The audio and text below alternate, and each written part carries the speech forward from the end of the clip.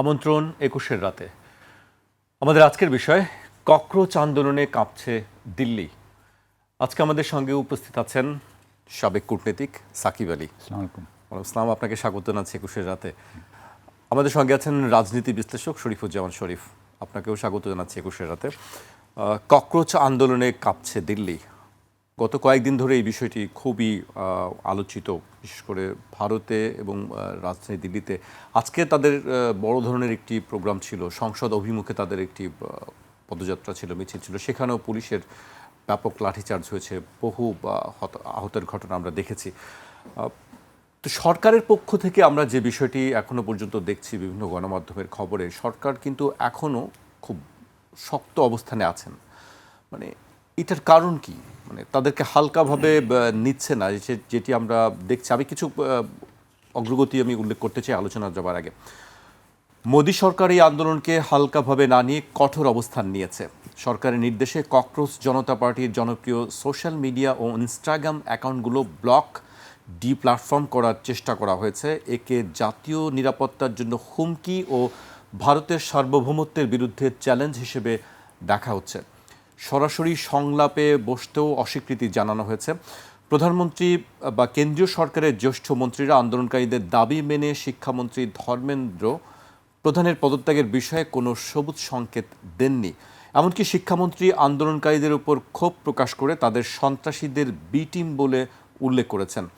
আন্দোলন চরম রূপ নিলে সম্প্রতি সরকারের তরফ থেকে আন্দোলনকারীদের প্রতিনিধিদের সাথে মাত্র ১০ মিনিটের একটি সংক্ষিপ্ত বৈঠক করা হয়। এতে কোনো সুনির্দিষ্ট আশ্বাস দেওয়া হয়নি।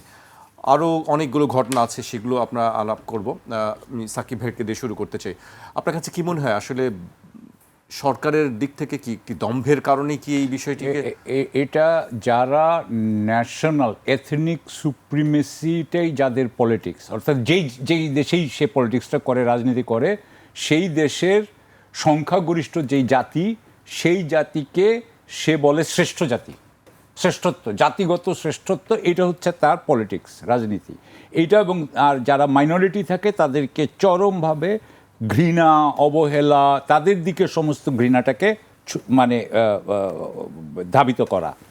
এরকম ধরেন, আমি আপনাকে উদাহরণ দিতে পারি, আবারও আমি একই আসবে, সেটা মুসলিনেরও ছিল, সেটা হিটলারেরও ছিল, সেটা কিছুদিন আগে ওই যে ওরবান ছিল হাঙ্গেরিতে, তার ভিক্টর ওরবান, ওনার ছিল, সেটা আপনি স্পেনের ফ্র্যাঙ্কোতে পাবেন, সেটা আপনি এখন আমাদের বাংলাদেশে পেতেন হাসিনার সময়, সেটা আপনি পাবেন আমেরিকায় ডোনাল্ড ট্রাম্পের সময়, সেটাই আপনি পাবেন কিন্তু মোদির ইয়েতে, আপনার ইন্ডিয়াতে।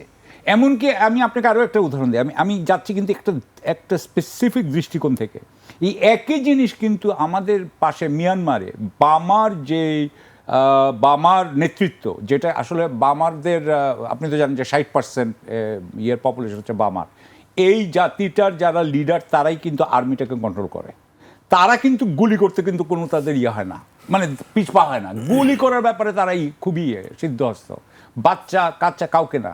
সো আমি যেটা বলতে চাচ্ছি যে যারা সুপ্রিমেসিতে বিশ্বাস করে, তার জাতির, নিজস্ব জাতির, সে এই সুপ্রিমেসির বিরুদ্ধে কেউ দাঁড়ালেই তার ব্যাপারে সে অত্যন্ত কঠোর হয় এবং আপোষহীন হয়। এটা হচ্ছে গিয়ে রাজনৈতিক কারণ।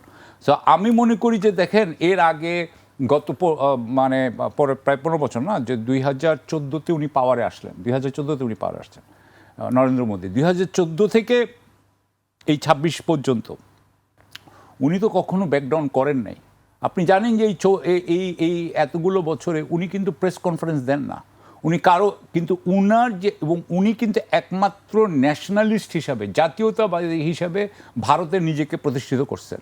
সুতরাং উনি, উনার বিরুদ্ধে তেমন কোনো রাজনৈতিক ইয়েও নাই, মানে আপনার অপোজিশনও নাই। কয়েকদিন আগে উনি বেঙ্গলও পেয়ে গেছেন, ইয়েও দাঁড়াতে পারছেন না। সুতরাং উনি হয়তো মনে করছেন যে উনাকে কেউ ফেলতে পারবে না।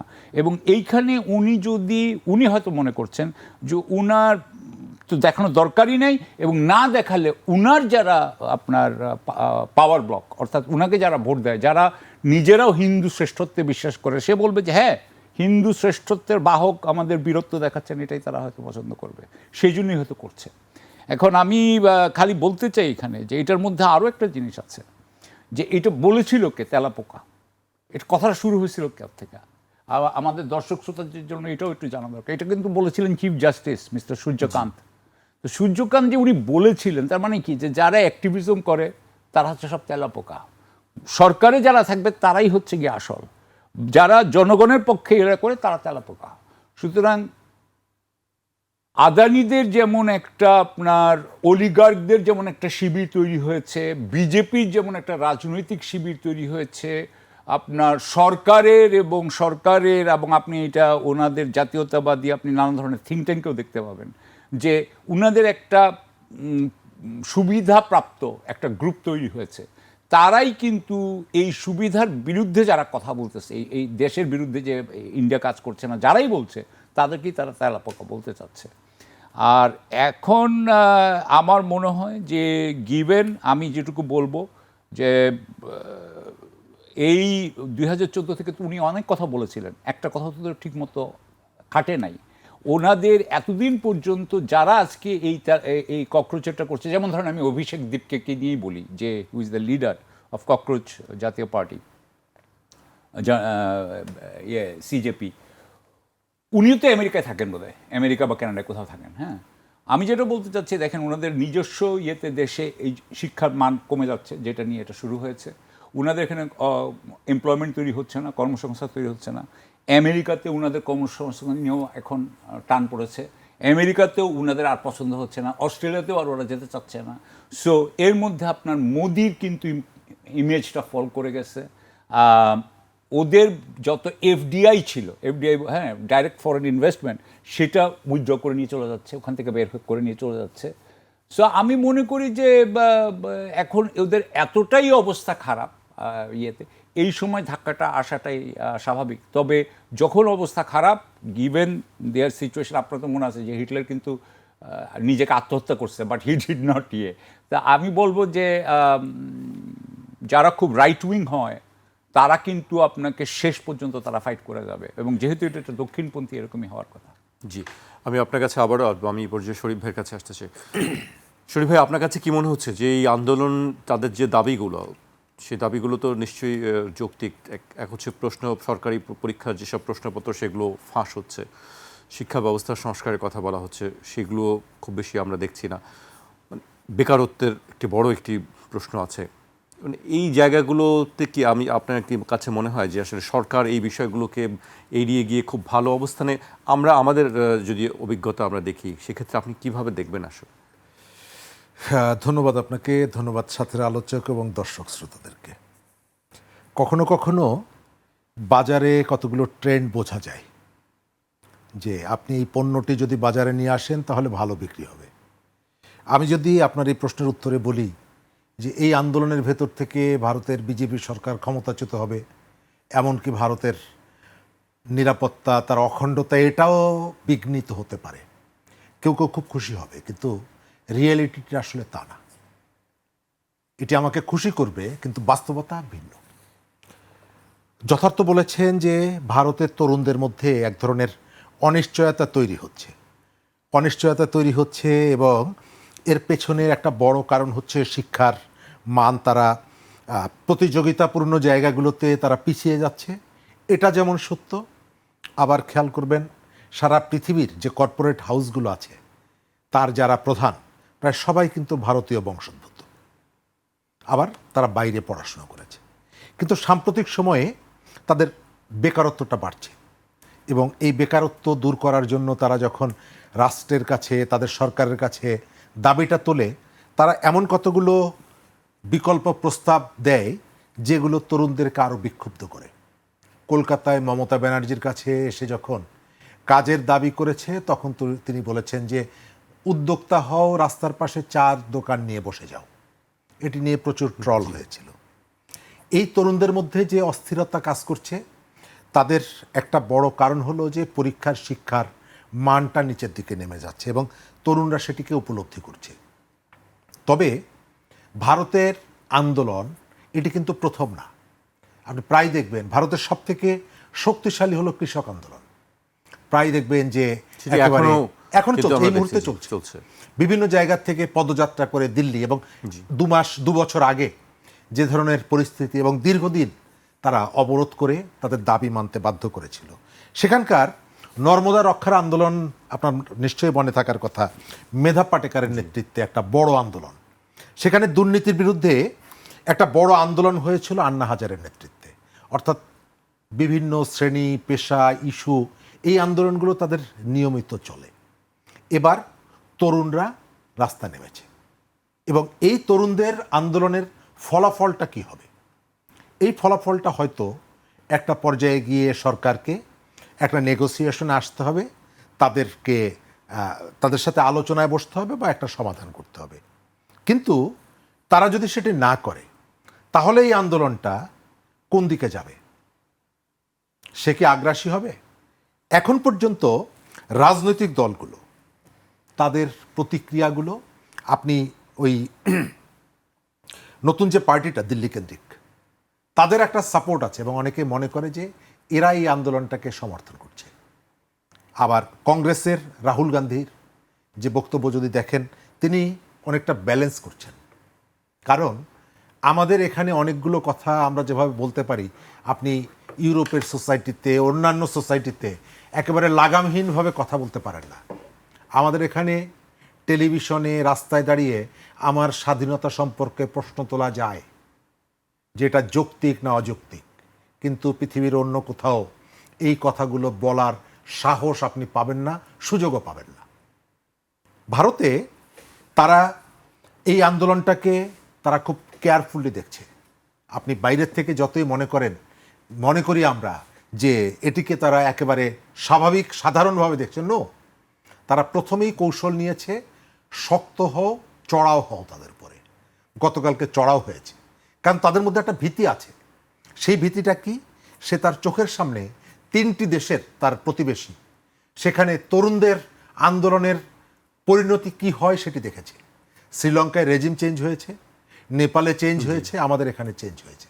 সুতরাং টেনশনটা তার আছে। আবার তার আরেকটা প্রতিবেশী আছে পাকিস্তান, যে এই জায়গাগুলোতে হয়তো কিছু ফুয়েল সাপ্লাইটা যদি দেয় তাহলে এই আগুনটা ছড়িয়ে যেতে পারে। সুতরাং তার টেনশনটা আছে, সে ভেতরে ভেতরে তার উৎকণ্ঠা আছে। তা না হলে এই ধরনের একেবারে একটা নিরীহ আন্দোলন, আমাদের এখানে কয়েকদিন আগে একজন মন্ত্রী তরুণদেরকে ফার্মের মুরগি বললেন, আর সেখানে বিচারপতি তাদেরকে তেলাপোকা বলেছেন। কিন্তু আপনি এখানে শিক্ষার্থীদের যে দাবি দেওয়া ছিল সেগুলি মেনে নিয়ে একেবারে খুব দ্রুত সময়ের মধ্যে পার্লামেন্টে দাঁড়িয়ে মন্ত্রী বললেন যে আমি এটি বলে থাকলে সরি। কিন্তু তারা বলছে না কেন? তারা বলছে না এই কারণে, তারা একটা ভয় তাদের মধ্যে আছে। সেটা হলো যে এই জেনারেশনকে যদি আমি এই মুহূর্তে, তারা বুঝে ফেলে যে আমি ভয় পেয়েছি, আমি যদি তাদের কথাটা মেনে নেই তাহলে এই ধরনের প্রবণতাগুলো বাড়বে। আপনি খেয়াল করবেন যে সারা ভারতব্যাপী বিজেপির যে হিন্দুত্ববাদ, এটা প্রবলভাবে ছড়িয়ে পড়ছে সব জায়গায়। মাত্র 25 বছর সময় দিয়ে একটা পশ্চিমবঙ্গ সে দখলে নিয়ে গেছে, দীর্ঘ সময় তো লাগেনি। কিন্তু আপনি যদি তাদের ছাত্রদের যে শিক্ষা প্রতিষ্ঠানগুলো আছে তার নির্বাচন যদি দেখেন, বিজেপির ছাত্র সংগঠন কোথাও জায়গা পায় না। এখনও এই যে জওহরলাল জেএনইউ যেটা বিশ্ববিদ্যালয়, দিল্লি বিশ্ববিদ্যালয়, সেখানকার যে বড় প্রতিষ্ঠানগুলো আছে, প্রতিষ্ঠানগুলোতে বিজেপির যে ছাত্র সংগঠন তারা সেখানে ছাত্রদের মধ্যে সেভাবে প্রভাব বিস্তার করতে পারছে না। নির্বাচন হলে, ফেয়ার নির্বাচন হলে তারা হেরে যাচ্ছে। জেএনইউ থেকে ম্যাক্সিমাম নির্বাচনই দেখবেন লেফট ওরিয়েন্টেড যারা, তারা পাশ করছে। তার অর্থ হলো তরুণদের মধ্যে এই যে উগ্রপন্থী ধর্মীয় কালচার বা ধর্মীয় রাজনীতি, তার বিপক্ষে তাদের একটা পজিশন আছে। সুতরাং সেই তরুণরা যেখান থেকে শুরু করেছে, এটাকে আমি শিক্ষা সংস্কার আন্দোলন বলবো। এটার সাথে তো আসলে রাষ্ট্র ক্ষমতার কোনো বিষয় নেই, শিক্ষা এটার ভেতর থেকে তাদের একটি দাবি আছে। ঠিক আছে, ধরেন যে কৃষকরা বিজয়ী হচ্ছে আন্দোলন করে, এবং লাস্ট যে কৃষক আন্দোলনটা হয়েছে সেই আন্দোলনের সামনের থাকা একাধিক নেতা, মহারাষ্ট্র এবং পাঞ্জাব থেকে লেফট নেতা, তারা সবাই এমপি হয়ে এসেছেন এবং তারা স্বীকার করেছেন যে কৃষক আন্দোলনের সাথে যুক্ত থাকার কারণে আমরা এই জায়গাটা, এই সুবিধাটা পেয়েছি, মানুষের কাছে আমরা গিয়েছি। কিন্তু এই জায়গাটায় তরুণরাও যদি এই ধরনের একটা নতুন সেক্টর ওপেন করে ফেলে, তাহলে রাজনীতির দল হিসাবে এটি ভারতের অখণ্ডতার জন্য খুব একটা আমাদের কারো কারো ধারণা যে এর ভিতর থেকে তার ওই রকমের কতগুলো পরিস্থিতি তৈরি হবে, নো, তা না। কারণ তাদের একটা কনফেডারেশন, অনেকগুলি রাজ্য একটা জায়গায় স্পার্ক করলে সব জায়গায় সমান স্পার্ক করবে না, এটি রিয়েলিটি। এবং সমান স্পার্ক যদি না করে তাহলে আপনি ওই ধরনের ভাবনাও যদি থাকে, সেই ভাবনা আপনি এক্সিকিউট করতে পারবেন না, আপনি সরকারকে দুর্বল করতে পারবেন। আপনি যেখানে আন্দোলন করছেন সেটা দিল্লিতে আন্দোলন, আপনি এটি দিয়ে তো পাঞ্জাবকে ইনফ্লুয়েন্স করতে পারবেন না, যেটা এখানে সম্ভব। আপনি একটা জায়গায় শুরু করলেন, সব জায়গায় দ্রুত ছড়িয়ে পড়ল।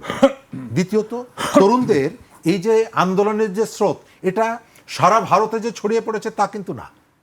এবং সেখানে কৃষক আন্দোলনটাও যখন হয় প্রত্যেকটা জায়গায় একরকমের হয় না, কিন্তু তারপরেও তাদের ভয়ের জায়গাটা হলো তার যে আশপাশের যে 3টা দেশে যে উথাল পাথাল হয়ে গেল ছাত্রদের উপরে ভর করে, সেই ধরনের কোনো পরিস্থিতির দিকে যাতে না যায় সেই কারণে শুরুতেই প্রথমত তারা ভাব দেখাচ্ছে এমনই যে আমরা এটিকে কেয়ার করছি না। দ্বিতীয়ত, শক্ত আচরণ করছে। আপনি যদি কেয়ার না করেন তাহলে এত কঠোর হওয়া, আমি কোনো আলোচনায় বসবো না, আমি তোমাদেরকে কোনো দাম দিচ্ছি না, আমি তোমাকে পিটিয়ে থামিয়ে দিচ্ছি, এবং তাদের নিজস্ব লাঠিয়াল বাহিনী, এটা আমাদের থেকে ভারতের রাজনীতিতে আরও প্রকট রাজনৈতিক প্রভাব নিয়ে লাঠিয়াল বাহিনী গড়ে তোলা এবং লাঠিয়াল বাহিনীকে পরিচালনা করা, এটা বিজেপি করে, অন্যান্য দলগুলো করে, এবং এটা শুরু করে দিয়েছে। একদিকে পুলিশ, আর একদিকে নিজস্ব রাজনৈতিক গুন্ডা যারা, তাদেরকে নামিয়ে দিয়েছে। মিছিলের উপস্থিতি যাই হোক না কেন, তরুণদের মধ্যে এই আন্দোলন বিস্তৃত হচ্ছে, এবং গতকালকে কলকাতায় অনেক বড় মিছিল হয়েছে এই ইস্যুতে। সুতরাং এটাকে তারা যতই শাসকদের পক্ষ থেকে, মোদী সরকারের পক্ষ থেকে এটা গুরুত্বহীন মনে করলেও ভেতরে ভেতরে তারা এর উত্তাপটা অনুভব করছে। জি, আমি আপনার কাছে আবার আসবো। আমি সাকিব ভাইয়ের কাছে আসতে চাই। সাকিব ভাই, সোনাম ওয়াংচুক তিনি অনশন করছিলেন 3 সপ্তাহ ধরে, আমরা জানি, কিন্তু তাকে পুলিশ জোর করে ধরে নিয়ে গিয়ে হসপিটালে ভর্তি করে দিয়েছে, এবং তারপর মূলত আরও বেশি বিক্ষুব্ধ হয়ে উঠেছে যারা আন্দোলন করছেন। আজকে সবশেষ একটি খবর আমি দেখেছি যে প্রশ্নপত্র ফাঁসের ঘটনায় জড়িতদের বিরুদ্ধে সর্বোচ্চ কঠোর শাস্তি নিশ্চিত করার কথা জানিয়েছেন ভারতের প্রধানমন্ত্রী নরেন্দ্র মোদী। এই প্রথম তিনি এটি নিয়ে মুখ খুলেছেন। তিনি বলেছেন, প্রশ্নপত্র ফাঁস প্রতিরোধ করা শুধু সরকারের নয়, বরং পুরো জাতির দায়িত্ব।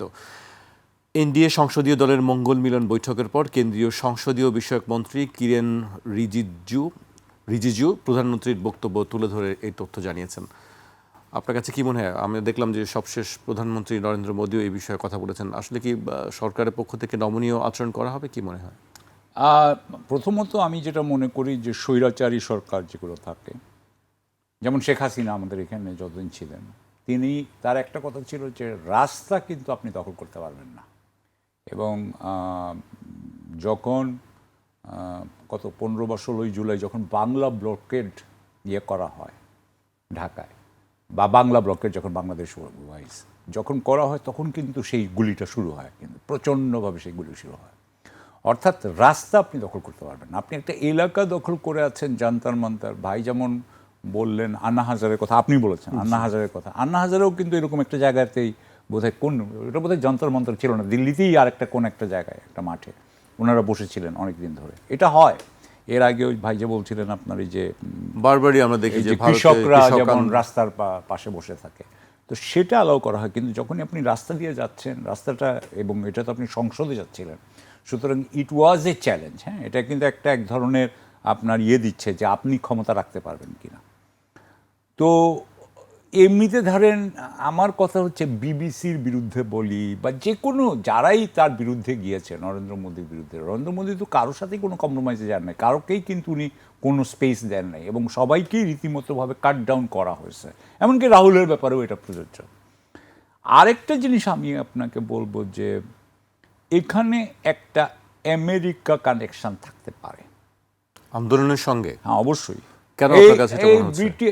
ইন্ডিয়ানরা তো সারাক্ষণ বলেছে যে ঢাকাতে যেটা হয়েছে সেটার মধ্যে আমেরিকানরা পয়সা দিয়েছিল, বলেনি যে বাংলাদেশে। তো আমি গতকালকে একটা পড়লাম আপনার যে আমেরিকা নাকি কালার রেভলিউশনে ব্রহ্মচালানি, তাদের সবচেয়ে বড় জাতীয় নিরাপত্তা বিশ্লেষক, রাইট উইং বা ন্যাশনালিস্ট, যিনি বললেন যে আমেরিকা মানে এখন ককরোচদের সহায়তা করছে আমেরিকা। কেন আসতেছি আমি, ওখানে বলছেন যে আমেরিকা হিন্দু ন্যাশনালিজমের পক্ষে থাকবে না, এমনকি ওয়েস্টার্ন ওয়ার্ল্ডও হিন্দু ন্যাশনালিজমকে তারা অ্যালাউ করবে না। এটা উনার কথা, আমি বলছি না, এটা উনার কথা। উনি বলছেন যে আমেরিকার বোধহয় সহকারী প্রতিরক্ষা সচিব ল্যান্ডাও, মাইকেল ল্যান্ডাও, উনি বলেছেন যে আমরা চায়নার ব্যাপারে ভুল করেছিলাম, চায়নাকে আমরা সব দিয়ে দিয়েছি, চায়না উঠে গিয়ে এখন আমাদেরকে চ্যালেঞ্জ করছে, আমরা ইন্ডিয়াকে কখনো এত কিছু দিব না। তারপরে আপনার ইন্ডিয়ার সাথে তাদের জেনারেল ইলেকট্রিকের একটা আপনার ওই হয়েছিল ইঞ্জিন দেওয়ার, সেই ইঞ্জিন তারা দিচ্ছে না, হ্যাঁ, পড়ে আছে ওর তেজাসের ফ্রেমগুলো, প্লেন ফ্রেমগুলো পড়ে আছে। সুতরাং তারা মনে করছে যে আমেরিকা তাদের সাথে রীতিমতোভাবে অত্যন্ত খারাপ ব্যবহার করছে এবং বরং পাকিস্তানের সাথে তারা ক্লোজ। ওইখানে ব্রহ্মচালানি বলছেন যে আমেরিকা তো এই কালার রেভলিউশন করায়, যে কালার রেভলিউশন ইউক্রেন থেকে যেটা শুরু হয়েছে, এবং ওরা বলছিল যে আমাদের এখানেও এটা হয়েছে। আমার কথা হচ্ছে যে অভিষেক দ্বীপকে তো আমেরিকার থেকে আসছেন, সো এবং এর আগে সোনাম ওয়াংচুক তো লাদাখেও আপনার করেছেন। সোনাম ওয়াংচুক একজন অত্যন্ত ইন্টারন্যাশনালি রেপিউটেড ম্যান। সোনাম ওয়াংচুকের পক্ষে ইন্টারন্যাশনাল আপনার আন্তর্জাতিক শিবির বা আন্তর্জাতিক ডেভোস ক্রাউড বা যাই বলেন আপনি, তাদের যদি একটা আপনার পরোক্ষ অনুমোদন না থাকে বা পরোক্ষ এক ধরনের সমর্থন না থাকে, তাহলে তো এইভাবে না হলে তো মেরেই ফেলতো। কথাই বলছি যে মোদী সরকার হয়তো বলতো মোদী সরকারের কোনো একটা পুলিশ যে ওনাকে মানে না কেন, একটা এসআইজি মেরেই ফেলতো। আমাদের এখানে ও গুজরাটে মানে নাই, মারছে, কিন্তু উনাকে মারতে পারবে না, এদেরকে কিছু করতে পারবে না। So what I am saying is yes that could be, why not. America কি এমনি বসে বসে থাকবে নাকি? আপনার কাছে আরেকটি বিষয়, আমি যেটি বলেন। ভারতের পররাষ্ট্র মন্ত্রণালয় থেকে আবারও বক্তব্য দিয়েছে, আমরা জানি যে শেখ হাসিনার প্রত্যাবর্তন বাংলাদেশের সরকারের পক্ষ থেকে হস্তান্তরে যে আর্জি জানানো হয়েছে, ভারতের পররাষ্ট্র মন্ত্রণালয়ের মুখপাত্র রণধীর জয়সওয়াল বলেছেন এই বিষয়ে ভারতের অবস্থানে কোনো পরিবর্তন হয়নি। এ বিষয়ে ভারতের হস্তান্তরের আবেদনটি আইনি ও বিচারক কাঠামোর আওতায় পরীক্ষা নিরীক্ষা করে দেখা হচ্ছে। এর আগে আমরা দেখলাম যে গতকালকেও সাবেক স্বরাষ্ট্রমন্ত্রী আসাদুজ্জামান খান কামালকে চিঠি দেওয়া হয়েছে। আপনার কাছে কি মনে হয় যে এই চিঠিগুলো তারা বলছে যে পরীক্ষা নিরীক্ষা করে দেখছি, আসলে কি বিষয়টি? এটা হচ্ছে ডিপ্লোম্যাটিক ল্যাঙ্গুয়েজ, কূটনৈতিক ভাষা। যখন বলে পরীক্ষা নিরীক্ষা, আসলেটা ফেলে রেখেছি, এখন সিদ্ধান্ত নেওয়ার সময় হয়নি। এটা পরীক্ষা নিরীক্ষা করতে একজন বড় উকিলের কতক্ষণ লাগে? এটা বেশিক্ষণ লাগে না। সুতরাং এটা পরীক্ষা নিরীক্ষাটা, এটার ব্যাপারটা যেটা হচ্ছে সেটা হচ্ছে যে শেখ হাসিনা তার যেই আপনার সমর্থকরা বাংলাদেশে আছেন, তার যে সহযোগীরা ভারতে আছেন, ভারত সরকারের ভিতরে তার যারা সমর্থক আছেন, ভারত সরকারের না, খালি ভারতের এস্টাবলিশমেন্টে, কারণ ভারতের সব পার্টির এস্টাবলিশমেন্টে কংগ্রেস সবাই তার পক্ষে, তাদের সবাইকে আপনার একটু মনোবল দেওয়ার জন্য উনি এই কথাটা বলছে বলে আমি মনে করি। ডিসেম্বরে উনি আসবেন, উনি যদি আসেনি তো উনার তো আগের থেকে এত বলে জানানোর দরকার নেই।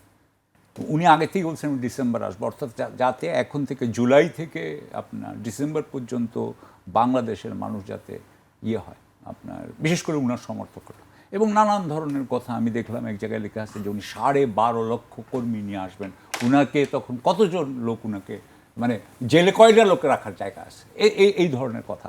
এগুলো আসলে কিছুই না। এগুলো আসলে আমরা খুব ভালো করে জানেন, শেখ হাসিনা জানেন যে 12.5 লক্ষ লোক নিয়ে আসলেও ওরা 12.5 লক্ষের অন্যকে ছেড়ে দিয়ে উনাকেই ধরবে। 12.5 লক্ষ আসাতে করে কিছু আসে যায় না। বিষয়টা হচ্ছে শেখ হাসিনাটা জানে, শেখ হাসিনা কখনোই উইদাউট সমঝোতা ছাড়া উনি বাংলাদেশে ঢুকবেন না, এটা আমি মনে করি। কারণ আমি উনার চারিত্রিক যে আমার বিশ্লেষণ, আমার নিজস্ব যে বিশ্লেষণ, আমি সেটাতে মনে করি উনি আসবেন না। কিন্তু ওই যে বললাম যে এই রাজনৈতিক এই যে সমস্ত মানুষ আছে, তারা কিন্তু অনেকটা হয়ে যাচ্ছে, আপনার হতাশ হয়ে যাচ্ছে। আমি যেমন ধরেন যে আপনিও দেখতে পাবেন ভারতের যারা দক্ষিণপন্থী যে সমস্ত সামাজিক মাধ্যম, যারা বলছিল যে হাসিনা চলে যাচ্ছে, আসতেছে, হাসিনা উইন ওভার, তারাও কিন্তু হতাশ হয়ে যাচ্ছে। এই হতাশা থেকে ওনাদেরকে বাঁচানোর জন্য 6 মাসের একটা সময়ের বলে আমি মনে করছি। এবং সেখানে পররাষ্ট্র মন্ত্রণালয় কী করবে? পররাষ্ট্র মন্ত্রণালয় বলবে যে আমাদের কোনো ইয়ে নাই। এখন এমনকি ওরা এটাও বলছে না, দেখেন ওরা যদি এটাও বলতো যে, যদিও আমার ইয়েতে মনে হয় মৃত্যুদণ্ড আছে বোধহয় ভারতে তো মৃত্যুদণ্ড আছে। জি, সুতরাং যার দেশে মৃত্যুদণ্ড আছে সে সাধারণত অন্য দেশে মৃত্যুদণ্ডের কথা বলতে পারে না। যদি এটাও বলতো যে আচ্ছা শেখ হাসিনার মৃত্যুদণ্ডটা উঠায় দেন, আমরা আপনাকে পাঠাই দেবো বা ওনার একটা কাজ করে দেবো, কিছুই বলছে না। দ্যাট মিনস যে এটা আসলে একটা টাইম কনজিউমিং ব্যাপার, এটা আসলে একটা ডিস্ট্র্যাক্ট করা হয়েছে, আওয়ামী লীগের লোকদেরকে মনোবল দেওয়ার জন্য এটা করা হয়েছে। বাট আমি সরি, এটা হবে না। জি। শরীফ ভাই, আপনার কাছে কি মনে হয় এই বিষয়টি? অনেকদিন ধরেই আলোচনা হচ্ছে, একাধিকবার চিঠিও দেওয়া হয়েছে, আসবে কি আসবে না, বা তাকে ফেরত দেওয়া হবে কি হবে না, বাংলাদেশও চেষ্টা করছে পূর্ণদিকভাবে। আর কি আসলে বাংলাদেশের পক্ষ থেকে করার আছে? প্রথমত ভারতের পক্ষ থেকে যেটা বলা হচ্ছে এটা এক ধরনের অভিনয়। আমরা পরীক্ষা নিরীক্ষা করে দেখছি। আপনার একটা আইন পরীক্ষা নিরীক্ষা করতে অনন্তকাল লাগার কথা না, এটা 1 ঘন্টার ব্যাপার।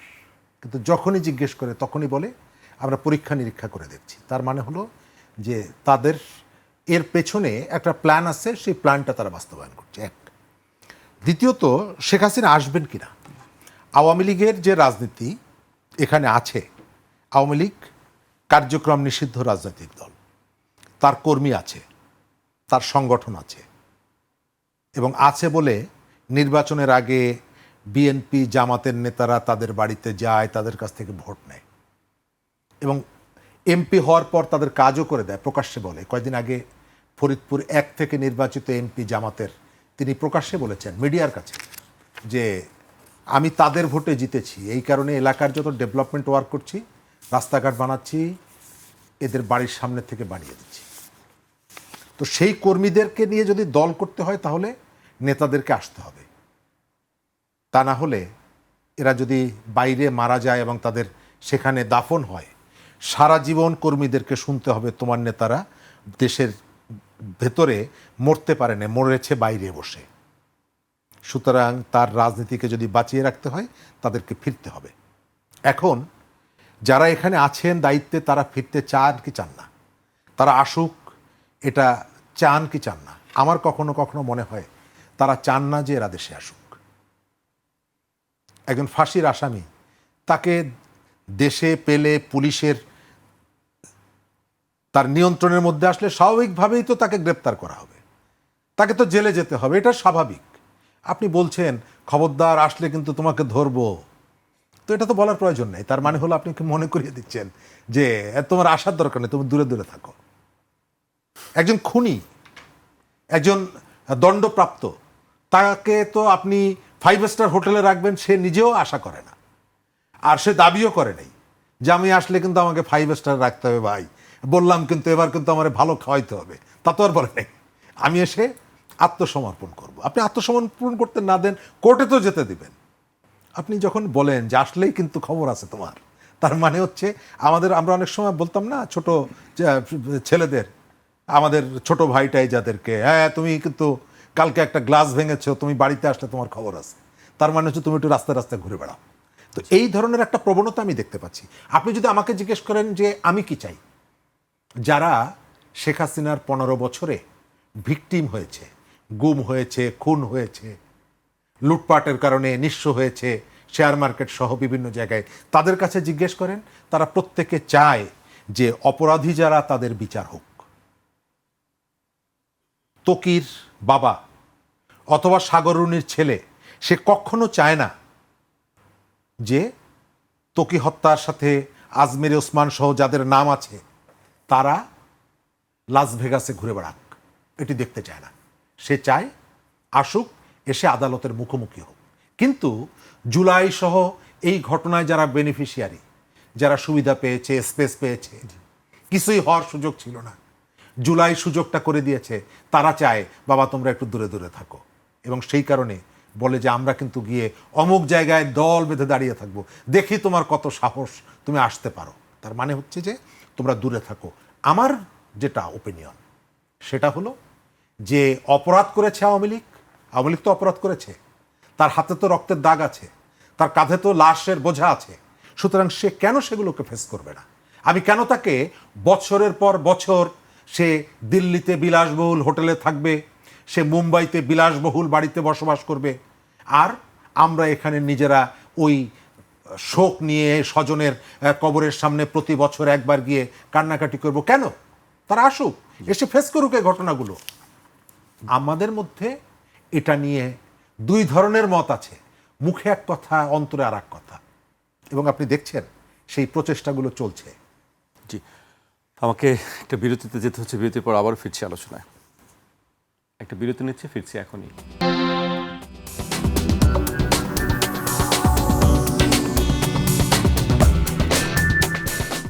বিরতির পর আবারও স্বাগত। আপনারা দেখছেন ২১-এর রাত। আমাদের সঙ্গে আছেন সাবেক কূটনীতিক সাকিব আলী এবং রাজনীতি বিশ্লেষক শরীফুজ্জামান শরীফ। আমি সাকিব ভাইকে দিয়ে শুরু করতে চাই। সাকিব ভাই, একটু দূরে যাই, মানে আমেরিকার দিকে একটু যাই।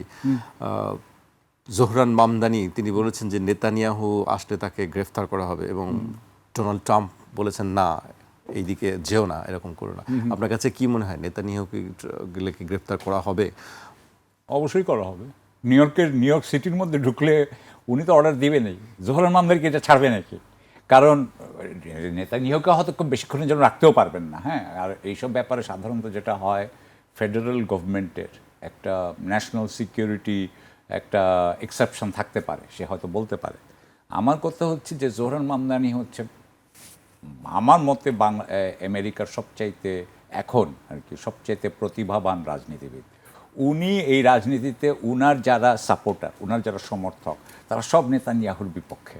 সুতরাং নেতানিয়াহুকে একবার যদি উনি ধরতে পারেন, তাহলে মানে আগামী 10 বছর 15 বছর ওনাকে কেউ হারাইতে পারবে না নিউ ইয়র্কের মেয়র হিসাবে।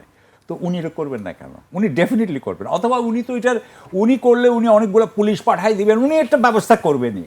আর হ্যাঁ, ট্রাম্প বলেন বা অলিগার্ক যারা আছে, বড় বড় বিলিয়নিয়ার যারা আছে, হ্যাঁ, বিশাল বিলিয়নিয়ার, সেক্ষেত্রে ট্রাম্পের কথা কি তারা কি শুনবেন? কি মনে হয়, ট্রাম্পের কথা কি তারা কি শুনবেন? কারা? জোহরান মামদানি অবশ্যই শুনবে না। কেন শুনবে? কারণ জোহরান বলবে পারলে তুমি করো গা, তুমি আমাকে ঠেকাও।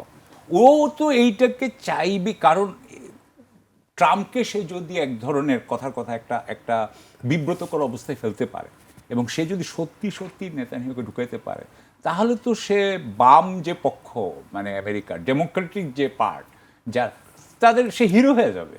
সুতরাং সে অবশ্যই করবে এটা, কেন করবে না? সে করবে, কারণ এটা তার পলিটিক্যাল ইন্টারেস্ট, জোহরানের পলিটিক্যাল। এবং আরেকটা কথা হচ্ছে যে জোহরান কয়েকদিন আগে, এটা বোধ হয় আমি আপনাকে বলতেছি 2 সপ্তাহ আগের কথা, 2 সপ্তাহ আগে কিন্তু তার সমস্ত এই যে মেম্বাররা, তার ডিএসের মেম্বাররা অনেকেই কিন্তু জিতে গেছে। এই যে 2 সপ্তাহ না, আরও কয়েকদিন আগে, বোধহয় 1 মাসের কথা বলছি।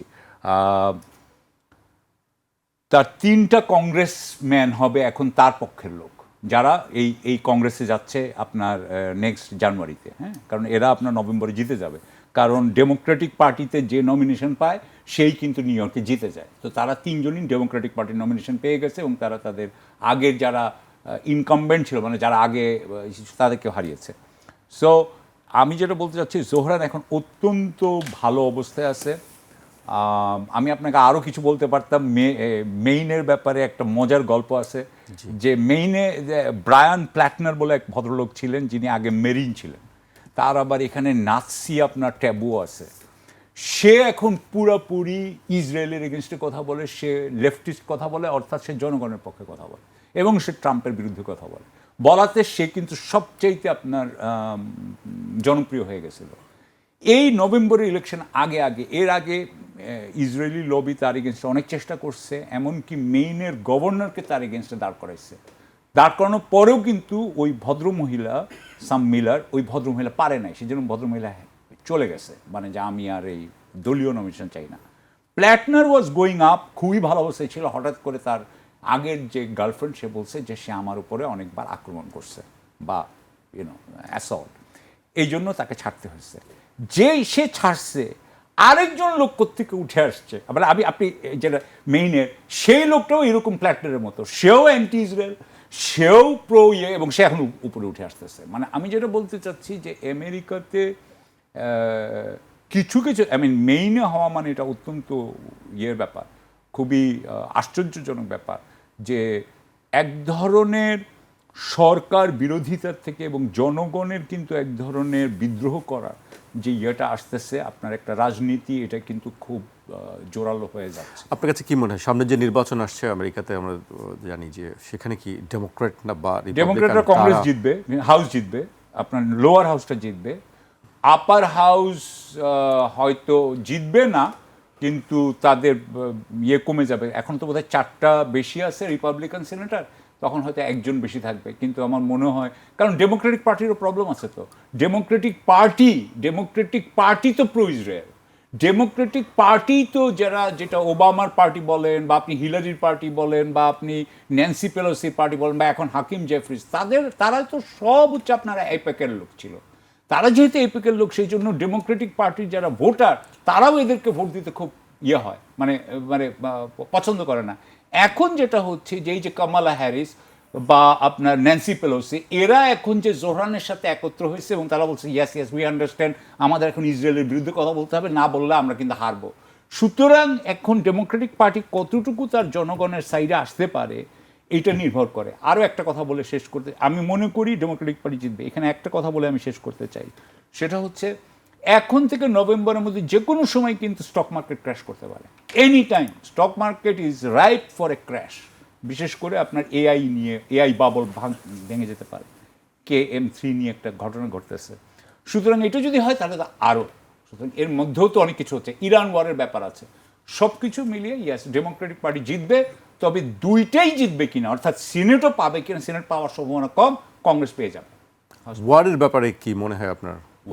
ইরান ওয়ারের ব্যাপারে তো আমি যেটুকু দেখি যে ওয়ারের ব্যাপারে এখন অবস্থা আরো খারাপ, আমেরিকার অবস্থা এখন আরো খারাপ। কারণ হলো 28শে ফেব্রুয়ারি যখন শুরু করছিল, তখন তাদের কাছে যত স্ট্র্যাটেজিক রিজার্ভে তেল ছিল, এখন আর সেটা নাই। আপনার মনে আছে যে যখন MOU সাইন করছিল, তখন বলছিল যে আমাদের আর 1 মাসের তেল ছিল, এই জন্য আমি সাইন করছিলাম। এখন ওদের কয় মাসের তেল আছে? সুতরাং ইরানের একটাই কথা, ইরানকে যেটা করতে হবে, সে হরমুজ আটকায় রাখবে। আপনি জানেন গতকালকে থেকে হুতিরা, মানে আনসারুল্লাহ, তারা বোধহয় বাব আল মানদেবেও তারা আটকানোর চেষ্টা করছে। সুতরাং দুটো যদি আপনি আটকে দেখ, কতদিন তারা এইভাবে কি নভেম্বরে উনি ইলেকশনে যাবেন? আমি মনে করি এটা যাওয়া সম্ভব না। অর্থাৎ যেটা বোঝা যাচ্ছে আমেরিকার, যে আমেরিকার সামনে কোনো সমাধান নাই, এবং এটার কোনো সামরিক সমাধান নাই, এটা নাই। কিন্তু তারা বলছে যে ইরানকে উচ্চ শিক্ষা দিবে বা ইরানকে তারা আবার নিশ্চিহ্ন করে দিবে, যাই বলেন, কিন্তু তারা হরমুজ প্রণালী বন্ধ। এখন ধরেন আমেরিকার কি প্রথমে বলেছিল আনকন্ডিশনাল সারেন্ডার, তারপরে বলেছিল রেজিম চেঞ্জ, তারপরে বলেছিল নিউক্লিয়ার, মনে আছে আপনার? এখন কি বলে জানেন? এখন বলে হরমুজে তো আপনি তো দেখতে পাবেন, আপনি ওয়েবসাইট আছে যেখানে দেখতে পাবেন যে হরমুজে কয়টা জাহাজ ঢুকছে, কয়টা জাহাজ বেরোচ্ছে। জাহাজ ঢুকতে পারছে না তো, হরমুজ ইজ ক্লোজড। আর এখন যদি বাবুল মানদেব ক্লোজ হয়ে যায়, আপনি যতগুলো জাহাজই ওখানে রাখেন, it doesn't matter to me. আপনি কতগুলো বম্বিং করলেন, it doesn't matter to me. What matters, যেটা ম্যাটার করে সেটা হচ্ছে হরমুজ খুলছেন কিনা। হরমুজ তো খুলতে পারেন নাই। জি, আমি শরীফ ভাইয়ের কাছে আসতেছি। শরীফ ভাই, একটু আমাদের দেশের কয়েকটি বিষয় নিয়ে আমি আপনার কাছে জানতে চাই। আজকে আমরা দেখেছি যে চিফ প্রসিকিউটর বলেছেন যে মোজাফফর আহমেদ, যাকে জিয়াউর রহমান হত্যাকাণ্ডের গ্রেফতার করা হয়েছে, এবং তাকে ট্রাইব্যুনালে হাজির করার নির্দেশ দেওয়া হয়েছে বৃহস্পতিবার। আমরা গতকাল দেখলাম যে স্বরাষ্ট্রমন্ত্রী বলেছেন যে তাকে কোর্ট মার্শালে বিচার হতে পারে। আপনার কাছে কি মনে হয়, ট্রাইব্যুনাল আবার কোর্ট মার্শাল, বিষয়টাকে একটু ব্যাখ্যা করবেন? ধন্যবাদ। প্রথমত আমি এটি অবজার্ভ করছি কয়েকদিন ধরে, এই সম্পর্কে তথ্য যেগুলো আসছে তার মধ্যে কিছু বিভ্রান্তিকর তথ্য আছে, আবার তথ্যের ঘাটতিও আছে। আপনি তাকে মানবতা বিরোধী অপরাধে বিচার করবেন কিভাবে? যে হত্যাকাণ্ডটি ঘটেছিল 82 সালের 30শে মে, তার সাথে আপনি মানবতা বিরোধী 81 সালের 30শে মে, 82 সালে এরশাদ ক্ষমতা নিল এই সুযোগকে কেন্দ্র করে। আপনি এর সাথে মানবাধিকার আইন এর সাথে মেলাবেন কিভাবে? জিয়াউর রহমানকে হত্যা করেছিল সেনা বাহিনীর একটি অংশ, তারপরে 2টো মামলা এবং একটা মামলার বিচার হয়েছিল, সেটা হলো যে সেনাবাহিনীর চেন অফ কমান্ড ব্রেক করার জন্য কয়েকজন সেনা কর্মকর্তার ফাঁসি হয়েছিল, আর অন্যান্য আরও কয়েকজনকে লঘুদণ্ড, অন্যান্য কারাদণ্ড দেওয়া হয়েছে। সবাই ধরা পড়েনি, কেউ কেউ পালিয়েছিল, তার মধ্যে মোজাফফর একজন।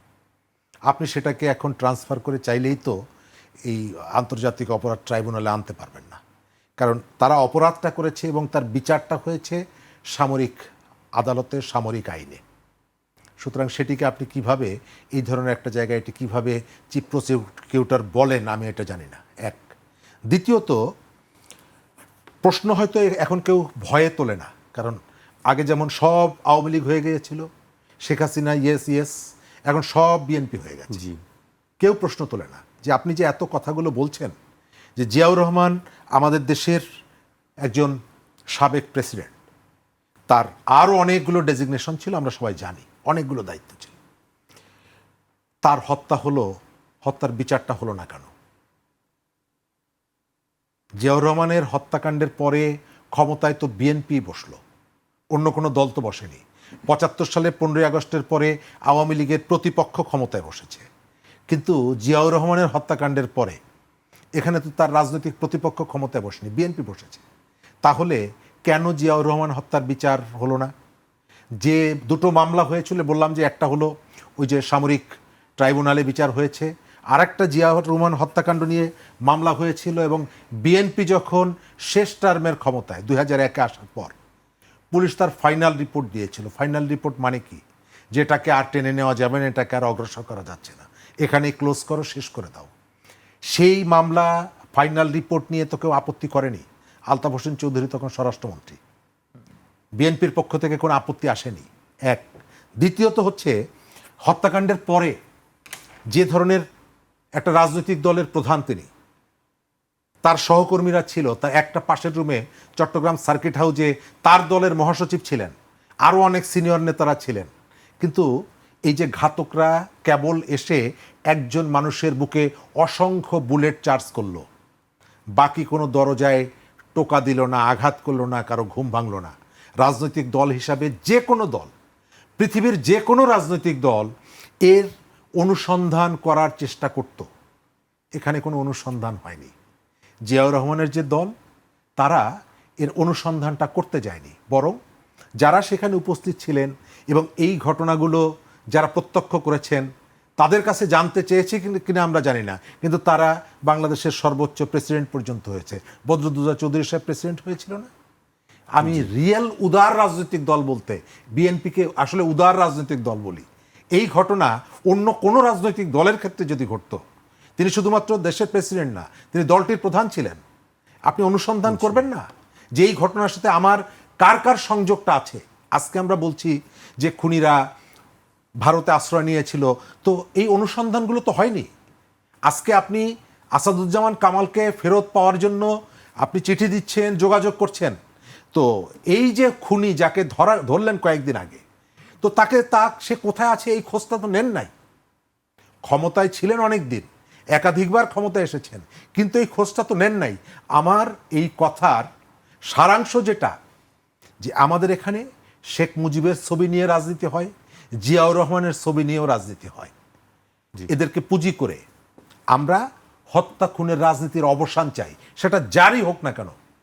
বাংলাদেশের একজন সাবেক প্রেসিডেন্ট, তারকে একদল বিপদগামী, সেটা যেই হোক না কেন, হত্যা করবে, তার কোনো বিচার হবে না, এটা কোনোভাবে কাঙ্ক্ষিত না। এবং এই তথ্যগুলোকে এখন একটা দীর্ঘ বিরতির কারণে একরকমের নানা রকমের রং টং লাগিয়ে একটা শ্রেণী এটিকে বাজারে নিয়ে এসে এক ধরনের বিভ্রান্তিও তৈরি করছে।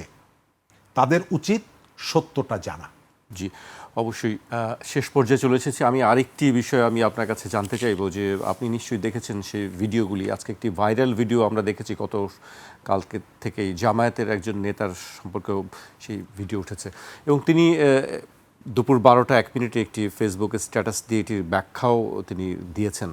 আপনার কাছে কি মনে হয় আসলে ঘটনাটি? আমার কাছে এগুলো মনে হয় খুব কুরুচিপূর্ণ।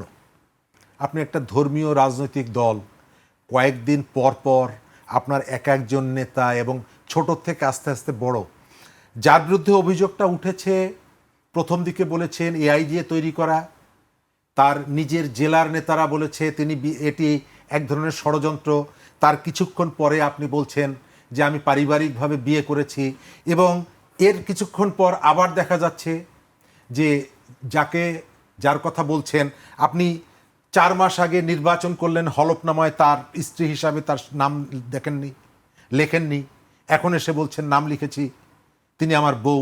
তার একটু পরে দেখা যাচ্ছে মাত্র 15 বছর বয়সের একজন কিশোরী। আপনি এমপি মানুষ, তাকে এই রকমের একজন মুরব্বী মানুষ কিভাবে তাকে এই বাল্যবিবাহের ঘটনা ঘটান? অর্থাৎ একটা ভুল যদি আপনি করেন, অপরাধ যদি করেন, এটিকে ঢাকার জন্য আপনাকে অসংখ্য মিথ্যা কথা বলতে হয়।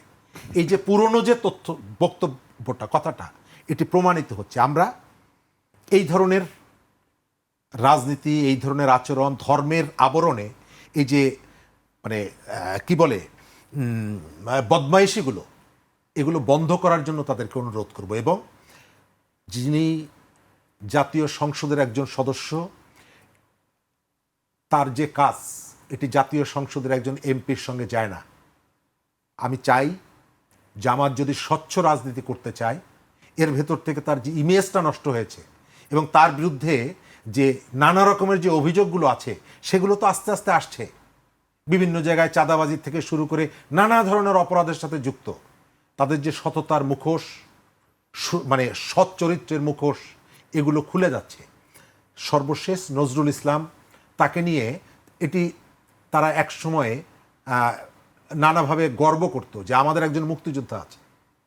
তো মুক্তিযোদ্ধা জায়গা পরিবর্তন করলে কখনো কখনো তার যে স্খলন ঘটেছে, তাকে বহিষ্কার করা উচিত, পার্লামেন্ট থেকে তাকে বের করে দেওয়া উচিত।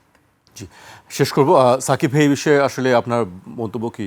রাজনীতিবিদদের বিরুদ্ধে এই ধরনের অভিযোগ বলেন বা যে সব ঘটনাগুলো আমরা দেখি, সেগুলি আসলে কতটা সামনের জন্য ভালো কোনো কিছু? আসলে তো আমি মনে করি যে আমাদের পুরো পৃথিবীটাই এখন মেটেরিয়ালিস্ট ইয়ার মধ্যে পড়ে গেছে, স্পিরিচুয়ালিটি তো কিছু নাই। আমাদের যে মরালিটি ছিল, সেই মরালিটিটাও নাই। আপনি এখন এই যে ইরান আর যুদ্ধ নিয়ে আমরা একটু আগে কথা বলছিলাম, ওটাকে তো বলা হয় আমেরিকা চালায় হচ্ছে এপস্টিন ক্লাস। এপস্টিন কে কী করেছে আপনি কিছুটা জানেন। সুতরাং আপনি যদি বলছেন যে ধর্মীয় ব্যক্তিদেরকে এরকম মহিলাদের সাথে দেখা গেছে, তো যারা ধর্মীয় ব্যক্তি না তারা কি তার মানে করতে পারে? তারাও তো করতে পারে না, কেউই করতে পারে না, তাই না? অবশ্যই এটা কেউই করতে পারা উচিত না। তবে আমার মনে হয় যে আমি আমার দেশের বলতে পারি, আপনার আইন প্রণেতা বা সর্বোচ্চ জায়গায় যারা থাকেন, তাদের তো একটি আদর্শ নির্ধারণ করার যায় বিষয় আছে। আপনার কি মনে আছে যে গত বেনাজির আহমেদ আর আমাদের দেশের চলচ্চিত্র অভিনেত্রীদের মধ্যে কি হইতো? সেটি আমরা নাম না বলতে পারি যে কাদের সঙ্গে আছে। হ্যাঁ, আছে তো, ছিলেন তো, উনি এখন আর নাই দেশে, কিন্তু উনি তো এখন ইয়েতে। মানে আমি যেটা বলতে চাচ্ছি যে এটা এখন মানে পুরো বাংলাদেশে ছড়িয়ে গেছে, পৃথিবীতে সব জায়গায় ছড়িয়ে গেছে। সেখানে মেয়েদেরকে অবজেক্টিফিকেশন করা হচ্ছে, সেক্সুয়ালাইজেশন তো আছেই, অবজেক্টিফিকেশন করা হচ্ছে, এমনকি পুরুষদেরও অবজেক্টিফিকেশন করা হচ্ছে। সো আমরা অ্যাকচুয়ালি স্পিরিচুয়ালি, মরালি আমরা একদম লোয়েস্ট অবস্থায় পড়ে আছি এখন। এই অবস্থায় আমি আশা করব যে যারা আমাদের লিডার্স, তারা কিন্তু কোনো অভিনয় করবেন না।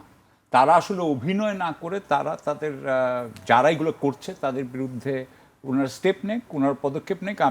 কেউ যদি কোনো একটা আন্ডার এজ মেয়ের সাথে বসে থাকে, তাহলে আন্ডার এজ মেয়েটার কি কোনো ব্যাপারে পুলিশ ইনভেস্টিগেট করবে না? মানে এটা খালি আমি কোনো দলের ব্যাপারে বলছি না, এভরিবডি ইউ শুড। সো আমার কাছে মনে হয় এটা খুবই খারাপ অবস্থা। এবং আমি যেহেতু একজন স্পিরিচুয়াল পয়েন্ট অফ ভিউ থেকে বলতেছি যে এটা আমাদের জন্য ভালো হবে না। আর আরো অনেক কিছু আছে যেগুলো আমরা বলি না, পরে আবার বলা যাবে। কোনো অবস্থাতেই ভালো না, এটি স্পিরিচুয়াল হোক আর যে কোনো ক্ষেত্রেই হোক, এটি খুব ভালো উদাহরণ তৈরি করে না নিশ্চয়ই। আজকে আমাকে এখানে শেষ করতে হচ্ছে। আপনাদের দুজনকে অনেক ধন্যবাদ আমাদেরকে সময় দেওয়ার জন্য। আজ এখানে শেষ করছি, কাল আবার দেখা হবে ঠিক রাত 12টায়।